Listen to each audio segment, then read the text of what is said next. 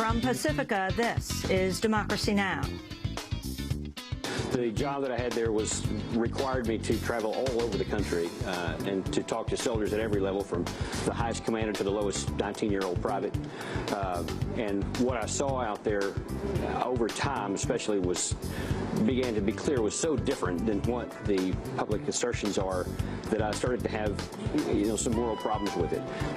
The Afghanistan report the Pentagon doesn't want you to read. We'll speak with Rolling Stone reporter Michael Hastings, who published the report.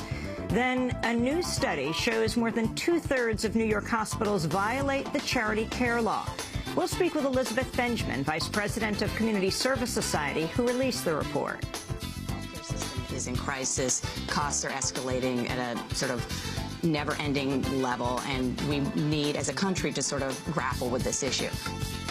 Then today marks the first anniversary of the Wisconsin uprising.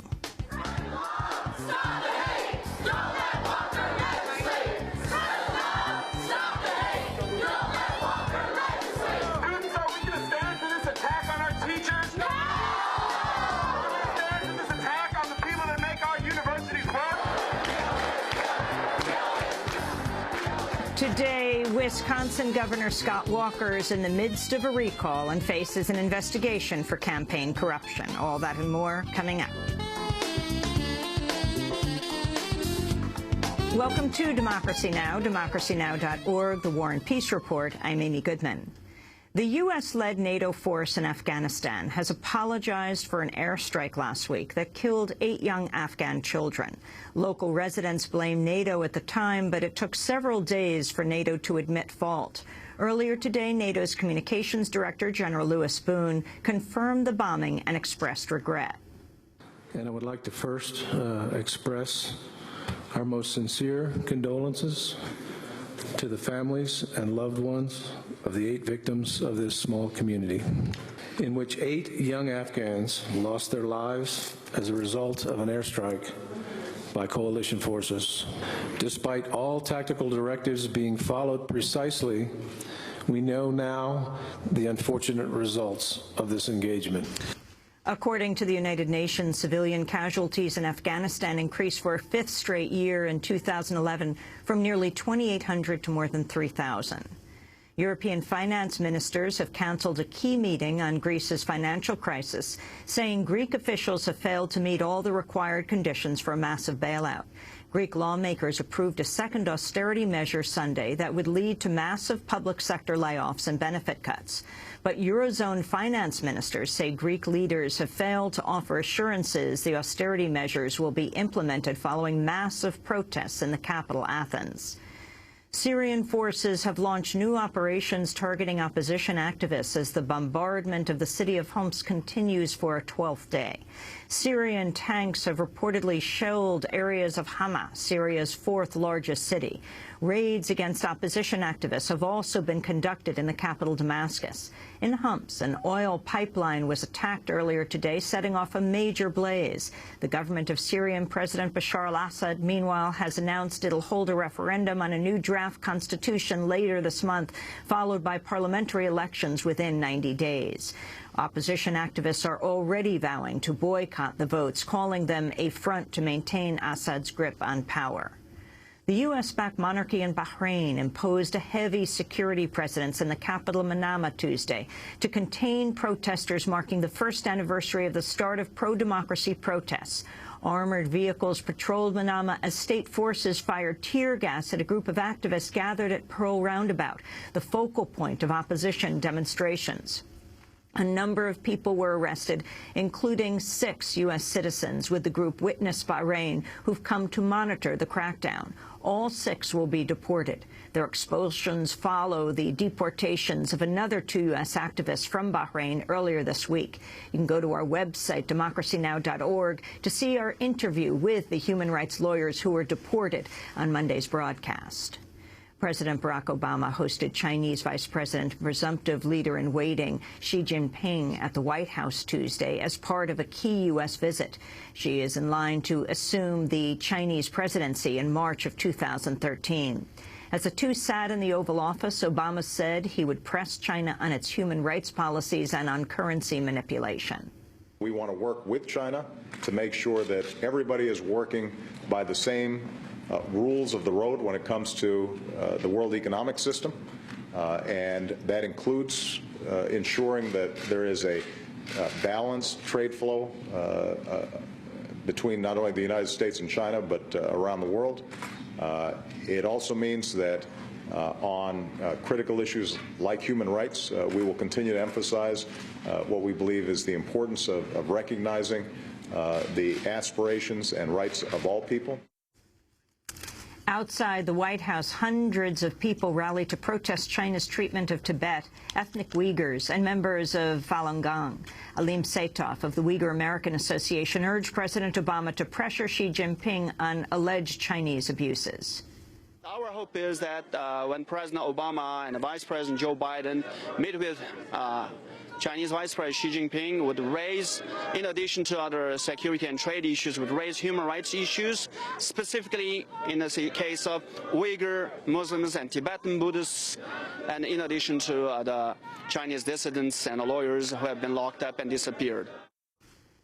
A prison fire in Honduras has killed at least 272 inmates, many of whom burned to death in their cells. The deaths were blamed on the absence of a guard who had the cell's keys. The fire erupted Tuesday night at a prison about 90 miles north of the capital, Tegucigalpa. Defense Secretary Leon Panetta appeared before lawmakers Tuesday to defend President Obama's plans to increase the military budget by lower levels than in previous years. Panetta insisted the U.S. will spare no resources in military operations in Asia.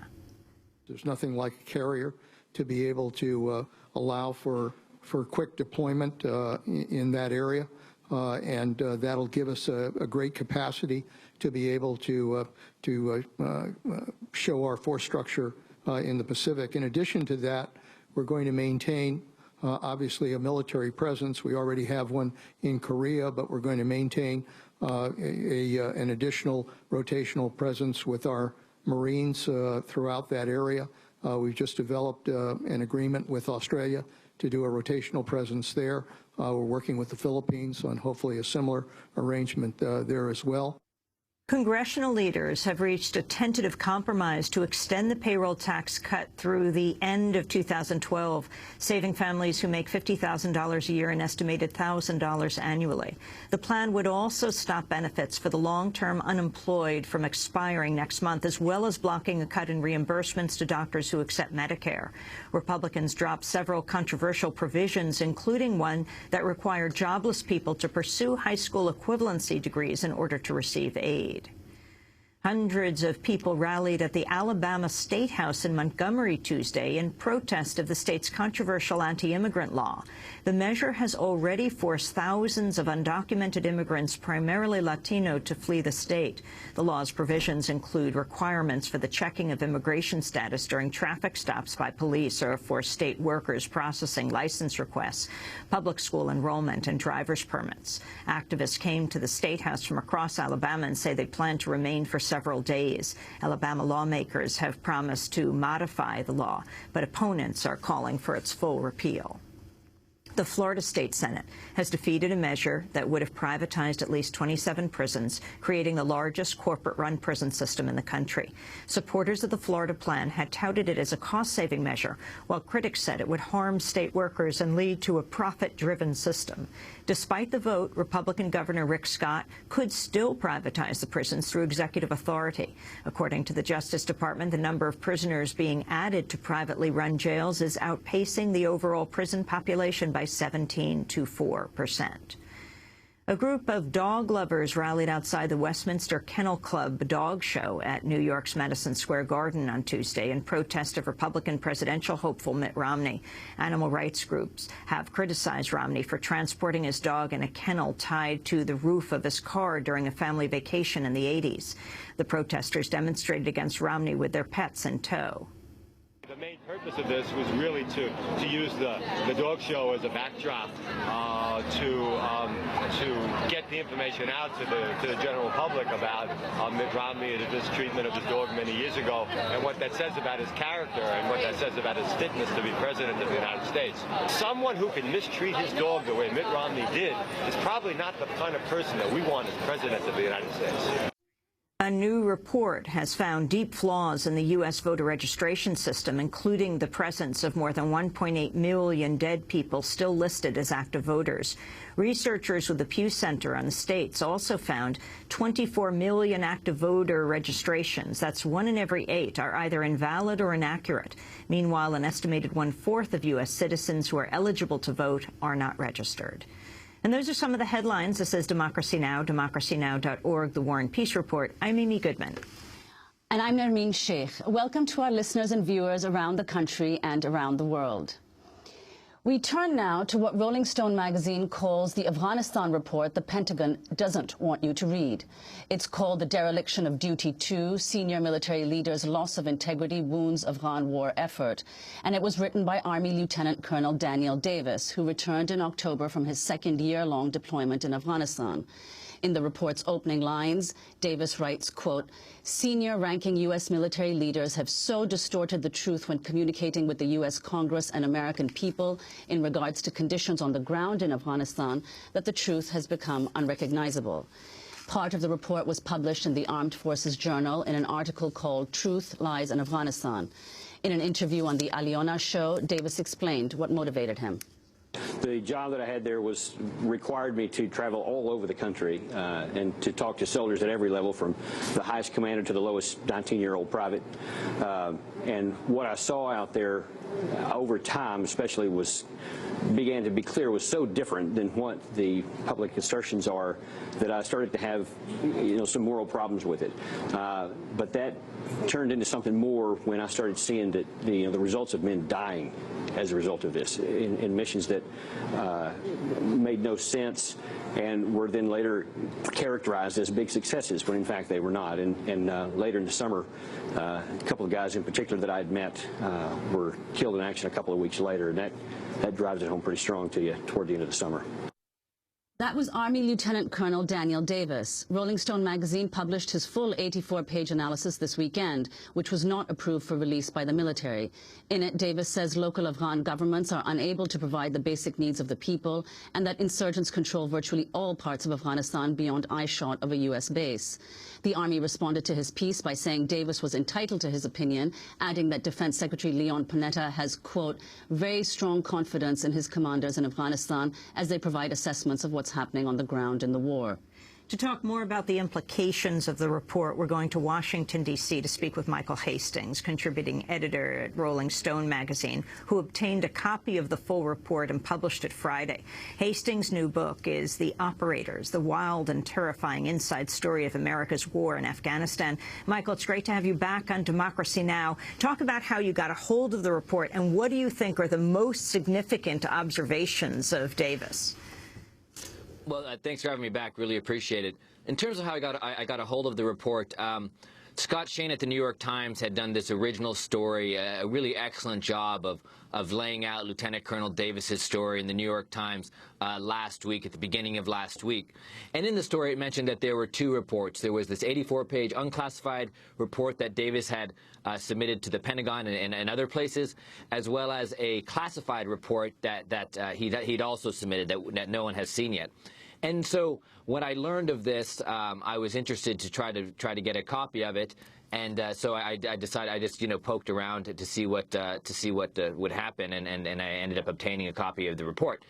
Now, why is this report significant? I think it's one of the most significant documents that we've seen from an active duty Army officer in terms of how they view the war in Afghanistan, even the war in Iraq. You can look at this as a significant document about the last 10 years of conflict in America. And it's not so much as what Colonel Davis is saying, though that's very important too. It's the fact that you have a 17-year Army veteran who's done 4 tours, two in Afghanistan and 2 in Iraq, who has decided to risk his entire career, because he has 2.5 more years left before he gets a pension, because he feels that he has a moral obligation to do so. And that to me, what he says is very, very important, and I recommend anyone who's interested to sort of take a look and really dive deep into this report. But as important is the fact that who's saying it. He just came back from Afghanistan, is as important as what he's saying. I mean, one of the things he says, Michael Hastings, he talks about the fact that military leaders have consistently said that the surge, Obama's surge, reduced the number of attacks on U.S. soldiers and significantly weakened the insurgency. Can you talk a little bit about some of the things that he mentioned, some of the figures in the report that he mentions that belie that claim? Right. I mean, one of the interesting things, one of the correlations we've seen in what happens in Afghanistan is that the more NATO and Western and American troops that get put in, the higher the violence rate is, right? And once we start taking troops out, the violence goes down. And you see this as a direct kind of correlation. So what does that tell you? On the one hand, it says that much of the fighting is not in fact related to this sort of global war on terror. That's the framework we're still sort of looking in. But it's related to the fact that there is a foreign army in another country, and the people there are resisting it. So that's one of the sort of basic takeaways. The other sort of strange, Orwellian paradox of all of this is that the senior military leadership, General David Petraeus, General McChrystal, General John Allen, what they always say is, look, if the violence is going up, that means it's working because we're getting in and fighting in places that we haven't been before, right? And when the violence goes down, they say, oh, that means we're working too. So no matter what the outcome is, all we've heard is the same message of we're winning, we're winning, we're winning. A couple months ago, I called it the Charlie Sheen strategy. It's of winning. You just keep saying it and you hope someone believes it. But that's what Colonel Davis lays out, and he takes, in fact, quotes from commanders over a significant amount of time, and he compares that to what's actually happening. And what he demonstrates very ably is that the message that we're winning, they've been saying this now for 6 years, 8 years, 10 years, when in fact things have gotten progressively worse. Well, the latest news we have, Michael Hastings, top of our newscast today, U.S.-led NATO force in Afghanistan apologizing for an airstrike last week that killed 8 young Afghan children. Local residents blame NATO, but it took days for NATO to admit fault. Put this together with the latest kerfuffle over the Defense Secretary, Leon Panetta, saying when the U.S. would leave, and then that being taken back by other administration officials. Well, in terms of the withdrawal date, right, this is key. 2014. And there's been, I believe, a significant shift on this policy. So the idea is that American forces are supposed to, sort of combat forces are supposed to get out by 2014. And there'd be about 6,000 to 8,000 Western troops left, right? Now, the Pentagon and NATO had been pushing very, very hard to extend us past 2014. And it seemed that the Obama administration was going along with that. But what we've seen over the past 9, 10, 11 months is kind of pulling back from that and saying, no, 2014 is when we're really going to wrap it up. But yeah, I mean, again, another NATO airstrike that kills another bunch of civilians, and they apologize. I mean, it's this vicious cycle. We know exactly, like, whether it's the Marine video that we saw recently of Marines urinating on the Taliban, or the other video of Marines posing in front of the Nazi SS symbol, or this other airstrike. Look, even if it's just 1 or 2 airstrikes, those have a profound impact on the local public opinion, right? So the NATO and ISAF says, look, we don't do this all the time. Mistakes happen, but that's. You can say that, but then, in fact, if you actually have to deal with that in your own community, it's a much more difficult thing to stomach. And the longer we're there, the more things like that are going to happen. Michael Hastings, one of the things that Lieutenant Colonel Davis also is very critical of is the likelihood that the Afghan National Army or the Afghan National Police can take over security once the U.S. has withdrawn. Can you say a little about that? Sure. We're spending $11.6 billion a year to train the Afghan National Army and Afghan Police, or ANSF, or Afghan National Security Forces. we've been doing this now for a number of years. And the idea is that we will, as we draw down, the Afghans will stand up. They don't use that phrase. That's what they use in Iraq. But essentially, that's the idea. Now, what Colonel Davis is reporting, and what we've seen from every other report, is that in fact all this money we're spending is much of it's going to waste. There's pervasive drug problems, Taliban infiltration. You know, you go down the list. Discipline problems, people not showing up.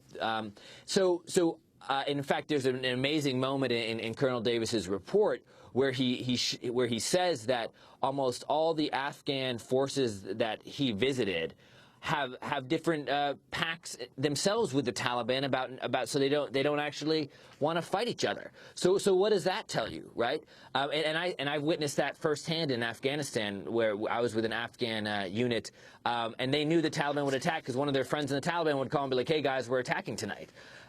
So what does it say that we're spending $11.6 billion to build a proxy army in Afghanistan, essentially, that's going to be barely functional without our support? I mean, I think people can draw their own conclusions. On the other hand, you know, you can make the argument that well, you need to do something, and you know, you need to stand up some sort of security force. But the question is, you know, is it effective? Is it a good use of our resources? And how the heck is that going to prevent another September 11th? One of the things that Lieutenant Davis has called for at the end of his report is a congressional investigation into how the war is being conducted. What do you think the likelihood is that either the House or the Senate Armed Services Committee will conduct such an investigation?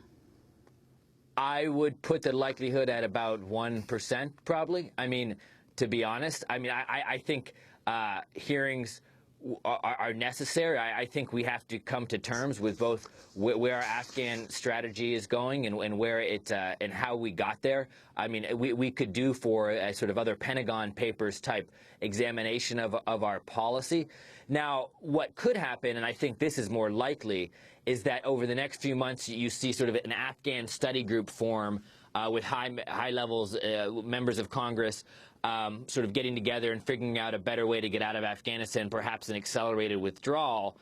It's going to be very difficult for any progressives or Democrats or anti-war folks in Congress to get any traction to kind of have these hearings. And the reason is because the progressives and the Democrats have been told, this is what, according to my sources, have been told by the White House, look, you know, we get it. You know, we are leaving, but, you know, it's an election year, you know, keep quiet about this. And Colonel Davis hears that argument, and from my understanding, he says, you know, okay, that's all well and good, but, you know, that means 3 more years of fighting and hundreds, if not thousands, of more deaths. What do you think will happen to Colonel Davis? You said that he is 17 and a half years into his 20-year service. This is incredibly brave. He's coming to the end, and he has released this. And how does this compare to another whistleblower, Lieutenant Colonel Michael Holmes? Well, okay, this is the key point, and this is where the bravery and courage and you know, absolute, you know, moral you know, Lieutenant Colonel Davis is on the right side of history, and the fact that he believes in this and is willing to risk all that. So, but here's what usually happens, and my experience with dealing with writing critical things about the Pentagon and dealing with whistleblowers in this case. Usually, you know, the whistleblower comes out, says something, you know, that the Pentagon doesn't want to hear. And then you'll have the Pentagon's response is twofold. First, they'll give a kind of on-the-record comment, as Nermeen read at the beginning of the segment, saying, oh, it's just his opinion. And then you'll have the much more insidious smear campaign where unnamed Pentagon officials will go to enabling journalists, and basically they make stuff up, right? They say, oh, we heard this about Davis, this and that, and it's a total lie. So they try to undermine his credibility. That's the first step. The second step is some sort of official retaliation, and we don't know if that is actually happening or not. We've seen there's been a report that the Pentagon is officially investigating Colonel Davis for you know, security violations, which is completely bogus. But that sort of report's out there that no one has been able to confirm whether it's true. And so the next step is to see what sort of retaliation the Pentagon is going to take. They could take it 6 months from now. They could take it a year from now and do it when no one's sort of paying attention. So that is the real risk that he faces, is that once the media spotlight moves on, the Pentagon could retaliate. In his favor, I would say, clearly, politically, it's not, the Pentagon does not, I mean, the White House doesn't want to have this argument, you know, and if the Pentagon was smart, they wouldn't want to have this argument either. If they were savvy and actually, if they were sort of savvy as, you know, they often pretend they are, they would, you know, say, Colonel, got it, you know, we see your point, we appreciate your commentary, let's move on. But unfortunately, they have a track record of kind of really petty retaliation over these sorts of issues. Michael Hastings, I want to thank you for being with us, contributing editor at Rolling Stone magazine. His book is called The Operators, the wild and terrifying inside story of America's war in Afghanistan. Thanks so much for being with us. This is Democracy Now!, democracynow.org, the War and Peace Report. When we come back, New York State gives more than $1 billion to New York's hospitals for uncompensated care. What happens to that money? And to people in need who are going to hospitals, are they being told that they can come to the hospital even if they don't have money? This is Democracy Now! We'll answer that question in a moment.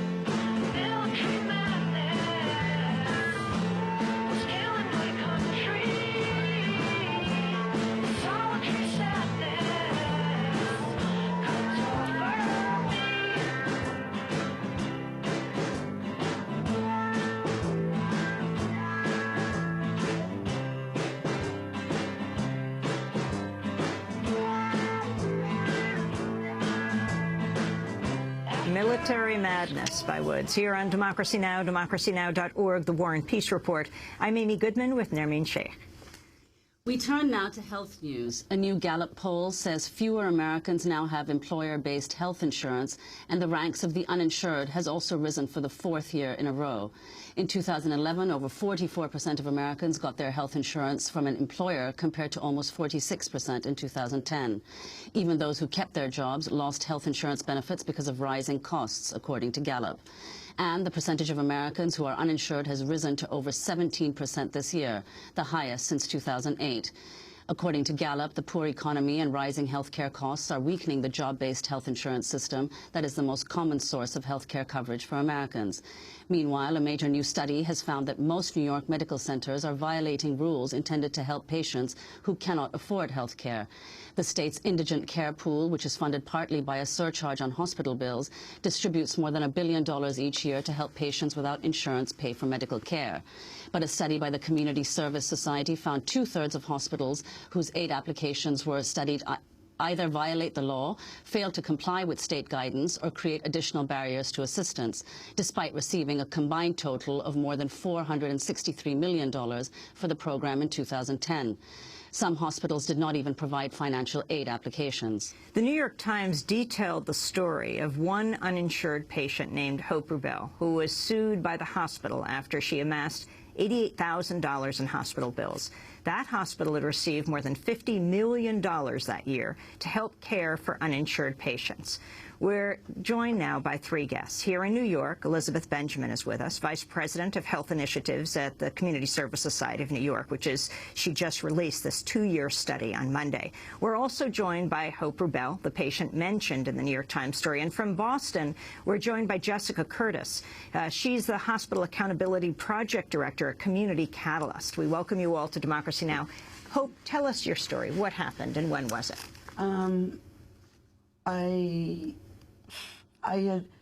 After college, I worked my entire life. I'm in the typical middle-class American, in my opinion. Grew up in a middle-class household, went to school, went to college, graduated, went to work. had moved from job to job, better jobs, more money, the typical story. Then in 2006, I lost a full-time job, which had health benefits, as every other job I had had up until then. And COBRA was offered at $1,500 a month, which I could not afford because I had no income. So I took my chances, and I had always been healthy, never had any issues, major issues. I took my chances, and life rolled along for a few years. I had freelance jobs that did not include benefits, but I had income. And then one day I had a headache, and it wouldn't go away, and the next morning my arm was numb. And I knew intellectually that I had had a stroke. I live not far from a major New York hospital with an exceptional reputation. Which hospital? New York Presbyterian. And I went by ambulance to the emergency room because my balance was off as well. I knew that something significant had happened in me. Sure enough, after scans were done, it was shown I did have a stroke. I was admitted because my blood pressure was at the emergent level.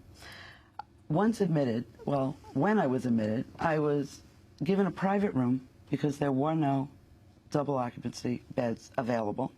So they chose to put me in a private room. And I was given every test under the sun for the next 6 days.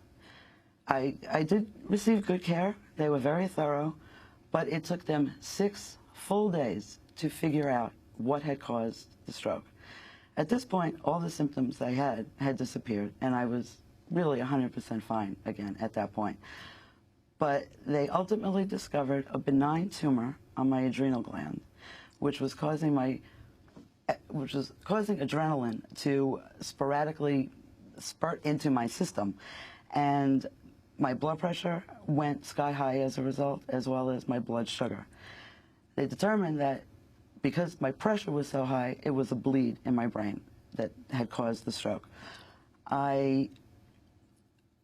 This was discovered on the 6th day that I was there, and I needed to be seen by the surgeon's team who were going to ultimately operate and remove this tumor.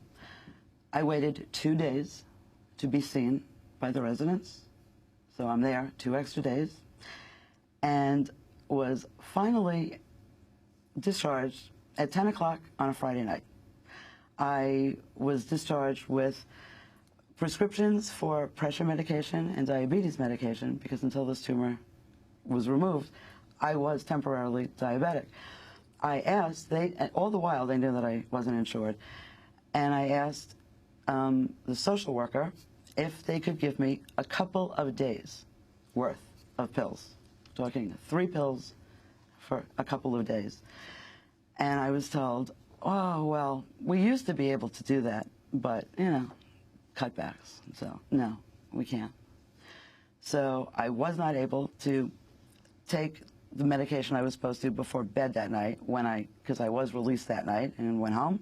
I couldn't take the medication I was supposed to take when I first woke up because I had to get out of the house and go to a pharmacy to get this medication.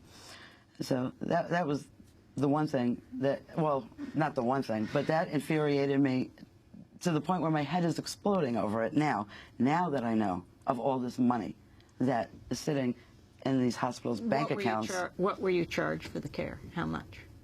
My total bill was $88,000. Did you ask if there was any way? I asked. I told them I wasn't insured. They offered to have a social worker talk to me.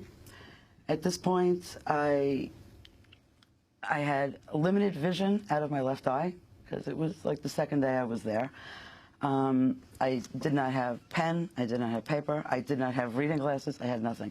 And the social worker just tossed some papers at me with no explanation, no help whatsoever, and that was the help that was offered to me while I was there.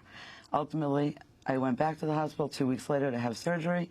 I had to pay $17,000 up front before being admitted for the surgery. Did you understand you could get some kind of financial aid? No, absolutely not. Elizabeth Benjamin, this brings you into this discussion. How typical is HOPE? This massive study you've done, not just of New York City hospitals, but the entire state, 200 hospitals in New York State.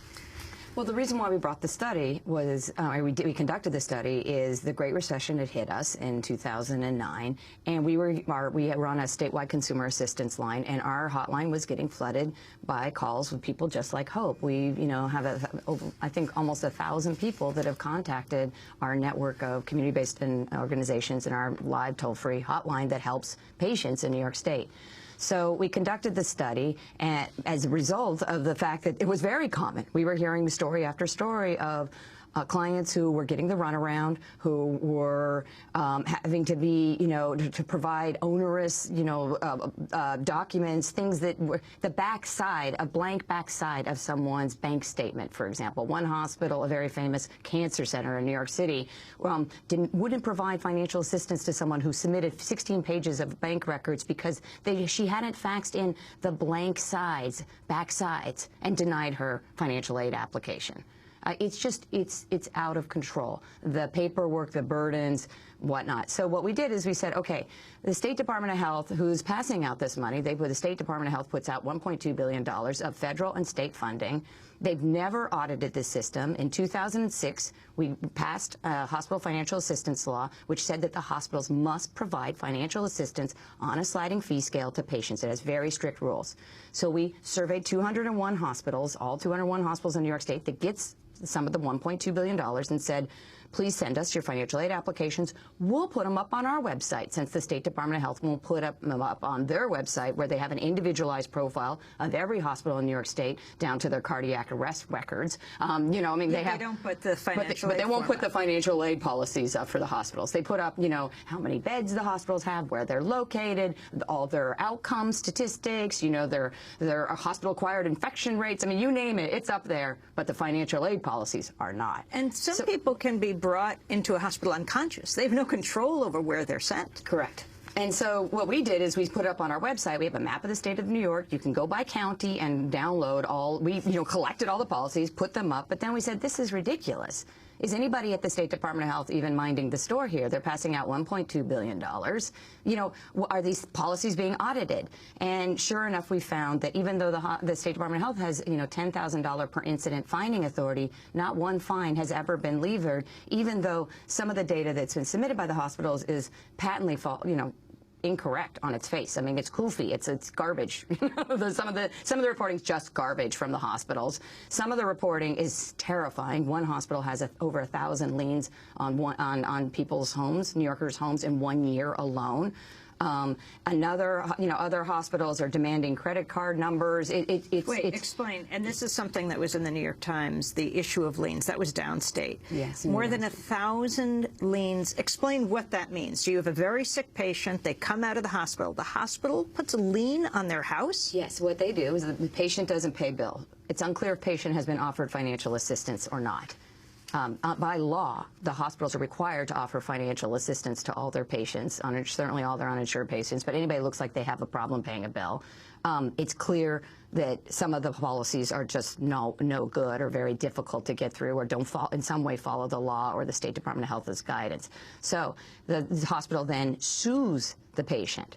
The hospital then sues the patient, and once you get a judgment against the patient, so I don't know if Hope has a home or not in her own name, but the Columbia Presbyterian has a judgment against Hope.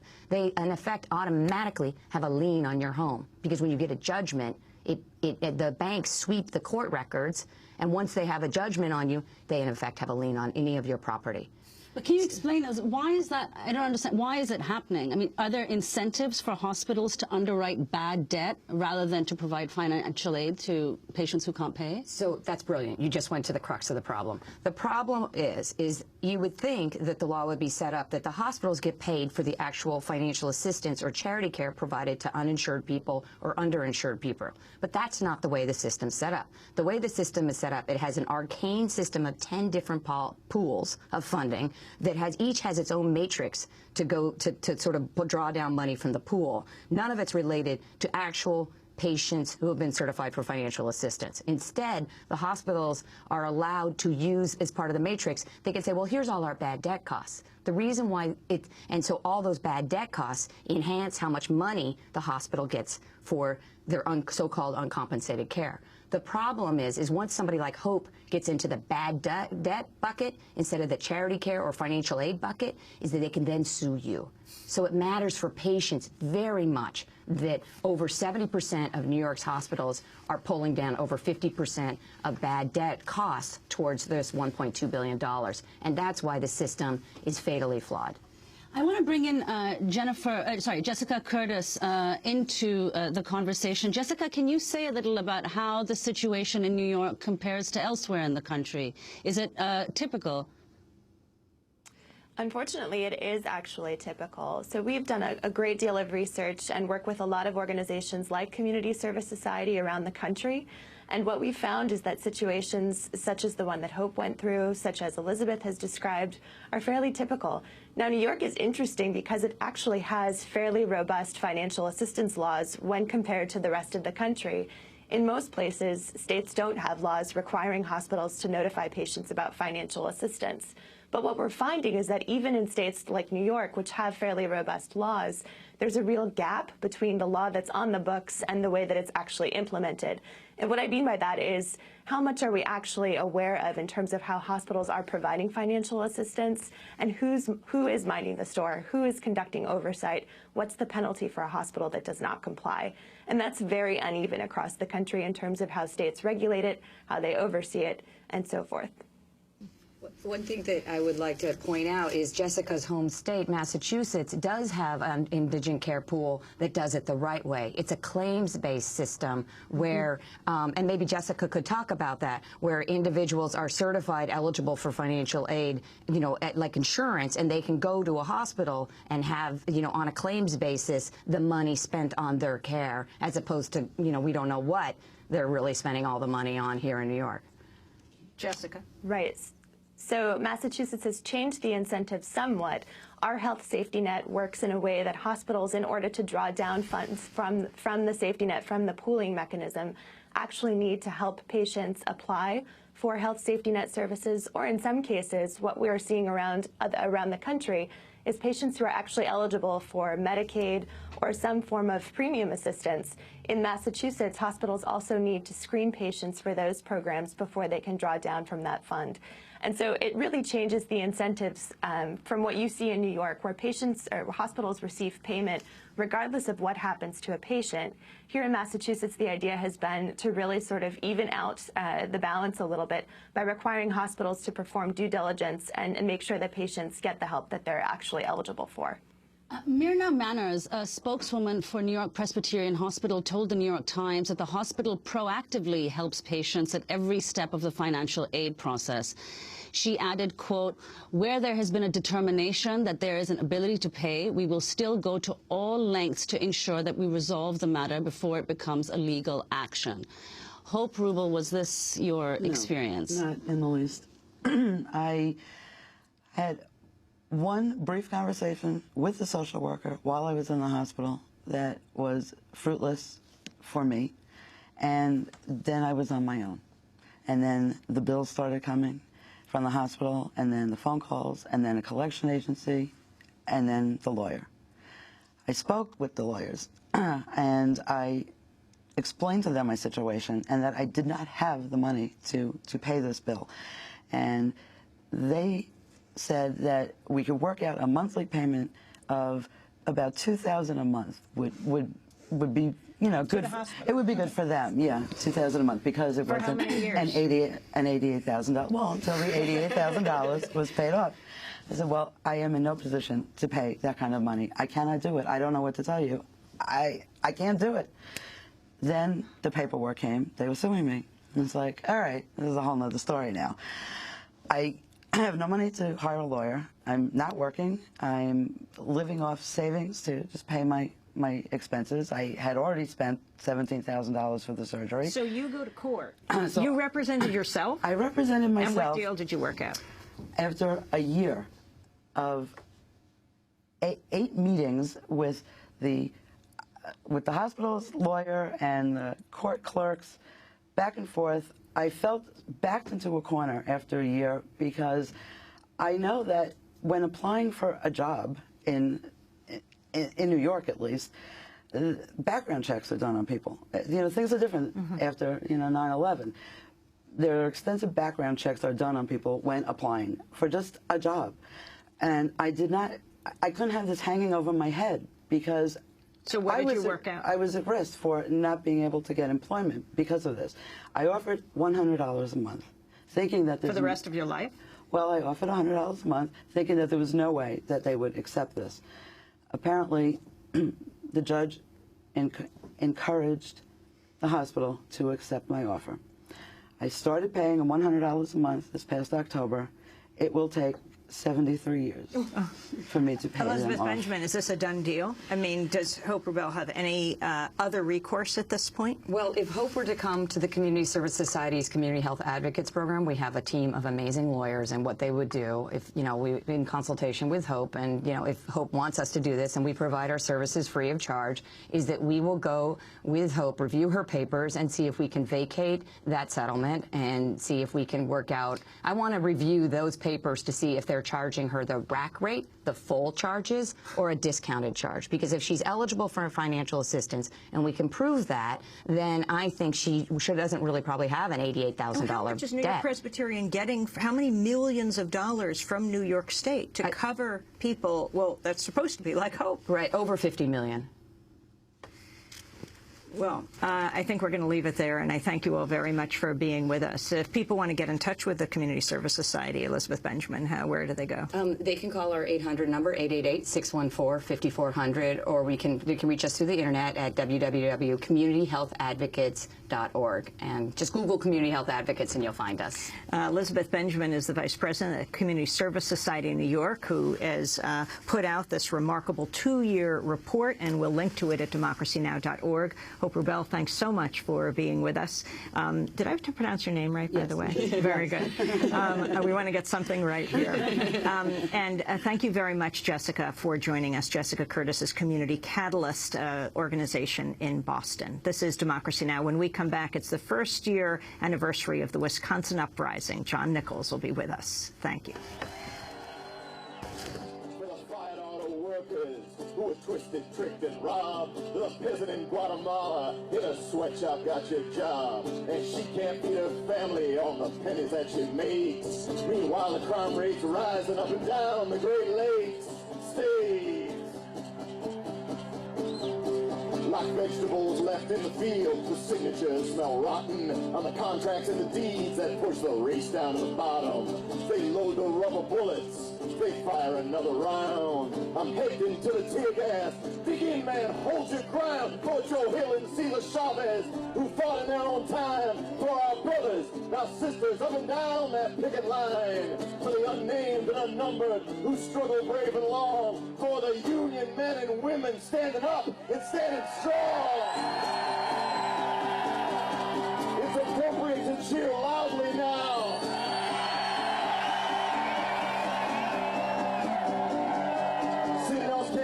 Juntos vamos a ganar. See, y'all hit them where it hurts and bite the hand that feeds. Tom Morello, the night watchman, performing last February at a rally in front of the Wisconsin State Capitol in Madison. This is Democracy Now!, democracynow.org, the War and Peace Report. I'm Amy Goodman with Nermeen Sheikh.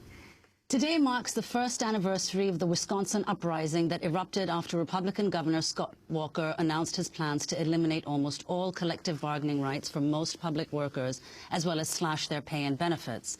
Now, 1 year later, Walker is in the midst of a recall and faces an investigation for campaign corruption.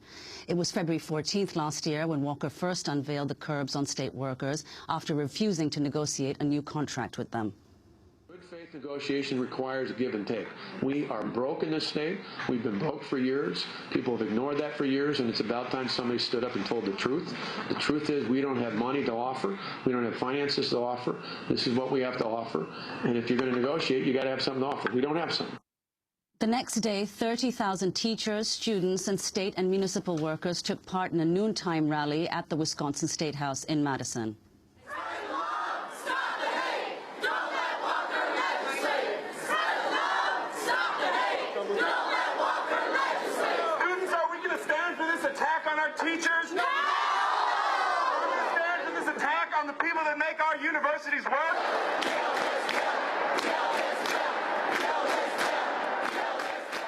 When the Republican-controlled state Senate scheduled a vote on Walker's anti-union bill, 14 Democratic senators took an extraordinary measure by refusing to show up, leaving the Republicans without a quorum.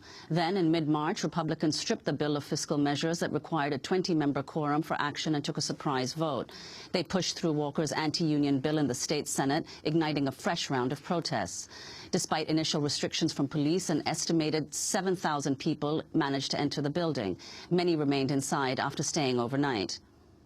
My name is Corey Mason, and I'm a state representative from Racine, Wisconsin, and we just had a big piece of Wisconsin history taken away from us. They took away 50 years of collective bargaining rights, closed down debate on the minority before we could even finish our arguments, took the vote, and passed it. So it's a sad day for workers' rights. It's a sad day for democracy here in Wisconsin. Well, in January, just a year after these mass protests erupted, Wisconsin activists delivered 1 million recall petition signatures against Governor Walker, nearly double the number needed to spark a recall election. If it succeeds, Walker will face a new election in late spring or early fall or early summer. For more on this first anniversary of the historic Wisconsin protests, we're joined by John Nichols. He's Washington correspondent for The Nation magazine and has just published Uprising, How Wisconsin Renewed the Politics of Protest from Madison to Wall Street. John, welcome to Democracy Now! It's been quite a year, to say the least. Not only is the governor facing a recall, but he's being investigated. Very significantly, yeah. And you know, in politics, we often like to have things be wrapped up in a neat box, and to think that the governor would be removed solely because he attacked labor unions and local democracy and things that we value so highly. But he also faces a real additional challenge in the fact that he came up politically via a route that's starting to look very scandalous. 5 of his aides and major fundraisers have been charged with felonies and misdemeanor wrongdoing. Some have already pled guilty. And each day, this John Doe investigation, which has now been going on for 20 months, gets closer to the governor. And I suspect it's going to be a very major part of the recall campaign. This guy's in a lot of political trouble, but it is important to remember that every month he's raising about $5 million from right-wing donors around the country. So as much trouble as he gets in, he will have. $5 million? I'm not kidding you. He was the keynote speaker on Friday night at the Conservative Political Action Conference in Washington. He pushed aside Mitt Romney, Rick Santorum, everybody. He is the rock star of the hard corporate right in America, and they're not going to let him go down easy. Last month, Kathleen Falk became the first Democrat to announce a bid to unseat Scott Walker if a recall election takes place. Falk is the former Dane County executive. Democracy Now! Interviewed her in Madison last March about the anti-union legislation signed into law by Governor Walker. I've been a county executive for the last 14 years running Dane County. So I've been on both sides of the bargaining table, and I believe in collective bargaining. It is the right way to get things done, and you can get things done that protect taxpayers. Just in the last couple years alone, I have bargained with 9 unions, a cut in pay in 2009, a cut in pay in 2010, and more contributions to health insurance in 2011. We do it respectfully, and we got it done for our citizens. So you don't have to eliminate collective bargaining rights in order to protect taxpayers.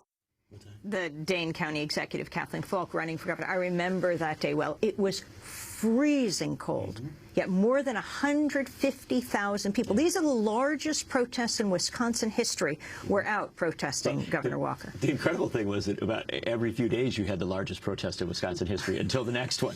And that's really the story of what happened in Wisconsin. I know it's so easy to go to the politics, and that's such a default position for any discussion. It's easy to go to elections. But the really remarkable thing, and why there will be a recall election, why so much has come from Wisconsin, is because those tens of thousands, then hundreds of thousands of people came out. And the one thing I'll remind you of that day, that was 150,000 in Madison. That's pretty big. But in Washburn, Wisconsin, up on the shores of Lake Superior, a town of around 2,000, they had almost 3,000 people out. So it wasn't just Madison. It was every crossroads town in Wisconsin. John, you talk about in your book the effect of Egypt on Madison, Wisconsin. It was a huge effect. You know, most media has a hard time making connections, and they go, well, America doesn't pay attention to the rest of the world.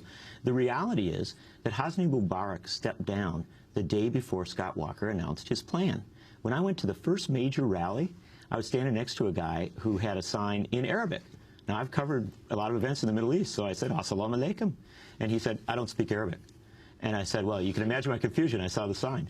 And he said, oh, I went online today, and I wrote this out. It translates as, if Egypt could get rid of Mubarak, we can get rid of Scott Walker. And so a lot of grassroots Wisconsinites took in a lesson from Egypt. And that lesson was, you don't demonstrate for one day. You go out again and again and again. And the remarkable thing about what I refer to as a new politics of protest is that people have begun to recognize that they shouldn't just wait for elections. They should go to the street and challenge political power at the point where that power is taking away their rights or threatening them in some fundamental way. Wisconsin has had such an enormous effect, and Ohio and Michigan, all over the country. You just wrote a piece about New Mexico. Explain what the legislature just did there. Arizona and New Mexico are both places of real hotbed stuff. New Mexico just did an incredible thing. They passed a bill telling the Congress to amend the Constitution so that we can get rid of Citizens United, so that we can get money out of politics. This is part of a real incredible grassroots movement. How do you amend the Constitution? How did they propose to do it? They said Congress ought to do the job. Now we have another, look, this is a complicated country. Legislatures themselves can begin a process of amending from the bottom up. In this case, New Mexico told the U.S. Congress to do that amendment at the federal level. But what we are seeing, and that was something driven by grassroots folks, that wasn't something legislators walked in. What we're seeing around the country is people who are really starting to do pressure at the state level to change the national politics. And it's so hard. You've done great. You were in the Capitol. We broadcast live from an occupied Capitol. We were asking people if they might be able to move aside, not exactly step aside, because people were sleeping in the Capitol. We were walking between the blanketed firefighters, police officers, and nurses and teachers. And that is another amazing story that came out of this, is how the police slept side by side or guarded the other people who were there. They stood with those that were protesting. When the word came that the Capitol was going to be cleared, that the governor was going to force the Capitol out, on that night, police officers who were guarding the Capitol during the daytime in their uniform announced that they would stand as cops for labor. They put on their Cops for Labor T-shirts and came in and slept amid the protesters so that if an order came down to clear the Capitol, the people coming in to clear it would encounter identified police officers. The firefighters came that night as well. They slept throughout the Capitol, many in uniform, so that anybody who tried to clear the Capitol would know that they had uniformed safety personnel, but they also brought teddy bears for the kids that were sleeping in. So 1 year on, John Nichols, before we wrap, what do you think the movement achieved, and what do you see as some of the shortfalls that they ought to have done that they didn't? The movement achieved one fundamental thing. It told us that we ought to recognize that First Amendment to the Constitution says we have a right to assemble and to petition for the redress of grievances. That's the fundamental political right that we have to challenge power during the course of an administration. We don't have to wait till the next election. That's a new politics of protest. It's more important than any other lesson. You know, the one frustration I have, and I deal with it in the book, is that I think when you've got 150,000 people out, you should probably think a little more about expanding that and even talking, frankly, of general strikes and other actions that might, you know, really bring the whole of your support base out. Why was the decision made not to hold a general strike? You talk a little bit about that. I do. Look, we've structured things in this country to so brutally attack unions that call a general strike that basically the courts can empty their accounts out. When the governor was taking away the dues checkoff and collective bargaining rights, unions faced a life and death decision. Many of them made the choice not to go to a general strike. And all I say in the book is I understand that struggle, but I also understand that when you've got 150,000 people out, it's a good point at which to start to think about how you can expand things and really challenge power.